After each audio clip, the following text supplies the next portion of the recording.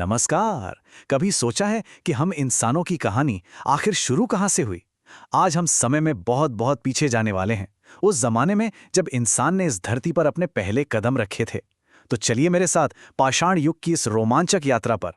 जरा सोच कर देखिए, एक ऐसी दुनिया जहां रहने के लिए घर नहीं, खाने के लिए खेत नहीं और खरीदने के लिए कोई दुकान नहीं। तो फिर पहले इंसान जिंदा कैसे रहते थे? यही वो सवाल है जो हमें हमारे पूर्वजों की दुनिया में ले जाता है, जहां हर एक दिन सर्वाइवल की एक नई चुनौती थी।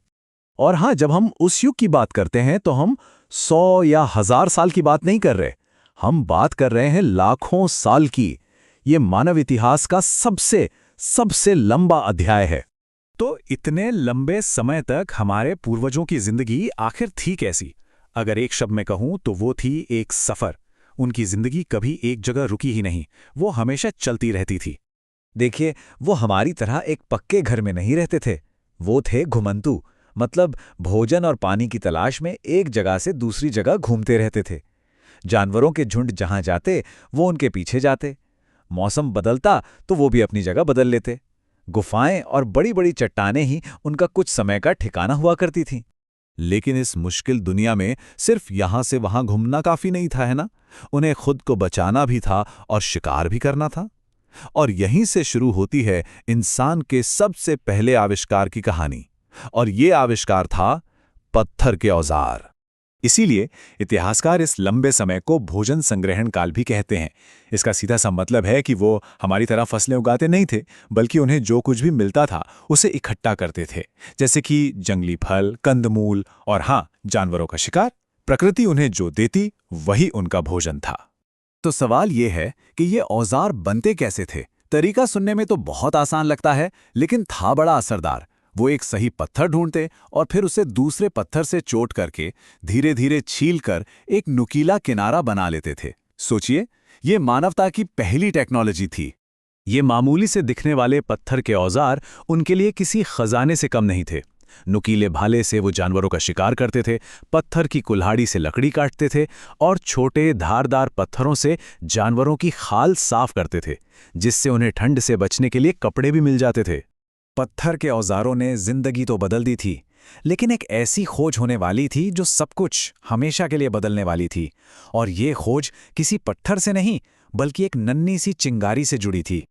जी हाँ, हम बात कर रहे हैं आग की। आग पर काबू पाना शायद उस युग की सबसे सबसे बड़ी उपलब्धि थी। ये सिर्फ एक खोज नहीं थी, ये एक क्रांति थी। जरा कल्पना कीजिए, आग से पहले की दुनिया।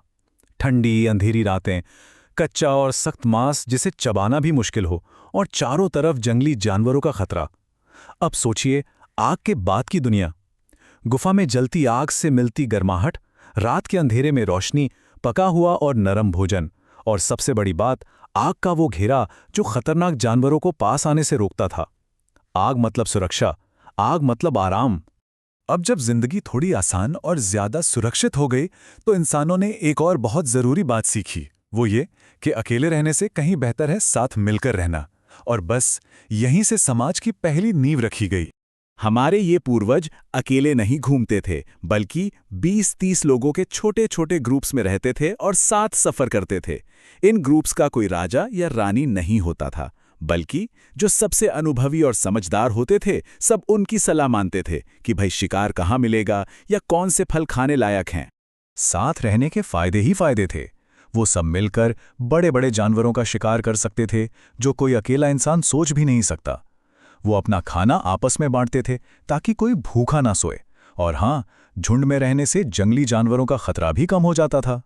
तो हमारे पूर्वजों ने जिंदा रहना सीख लिया, औजार बना लिए, आग का इस्तेमाल सीख लिया और ग्रुप में रहना भी शुरू कर दिया। लेकिन बात यहीं खत्म नहीं होती। वो सिर्फ जी नहीं रहे थे, वो अपनी भावनाओं को, अपनी कहानियों को बयां भी कर रहे थे। और इसका सबसे खूबसूरत सबूत हमें मिलता है गुफाओं की अंधेरी दीवारों पर। उन्होंने पत्थर को ही अपना कैनवस बना लिया और उस पर अपनी दुनिया की तस्वीरें बना डाली। ऐसी तस्वीरें जो हजारों साल बाद भी हमें उनकी कहानी सुनाती हैं। ये पेंटिंग्स, जानते हैं, अतीत में झांकने वाली एक खिड़की की तरह हैं। इनमें हम शिकार के सीन देख सकते हैं, उस जमाने के विशाल जानवर देख सकते हैं और उनकी रोज की जिंदगी की झलकियां देख सकते हैं। और ये सब कहीं दूर नहीं, हमारे अपने भारत में मध्य प्रदेश की भीमबेटका गुफाओं में आज भी मौजूद हैं। तो आखिर में ये समझना बहुत ज़रूरी है कि पाषाण युग सिर्फ इतिहास का एक चैप्टर नहीं है। ये वो बुनियाद है, वो नींव है जिस पर हमारी पूरी सभ्यता की इमारत खड़ी है। औजार बनाना, आग का इस्तेमाल, समाज में रहना और अपनी कहानी कहना, ये सब कुछ हमने उसी महान युग में सीखा था। तो इस पूरी रोमांचक यात्रा के बाद एक सवाल मन में आता है, हमारे इन पूर्वजों की सबसे बड़ी देन, सबसे बड़ी विरासत क्या थी? क्या वो पत्थर के औजार थे, या फिर आग की वो चमत्कारी खोज, या फिर साथ मिलके एक समाज बनाने की वो पहली कोशिश? सोचिएगा जरूर।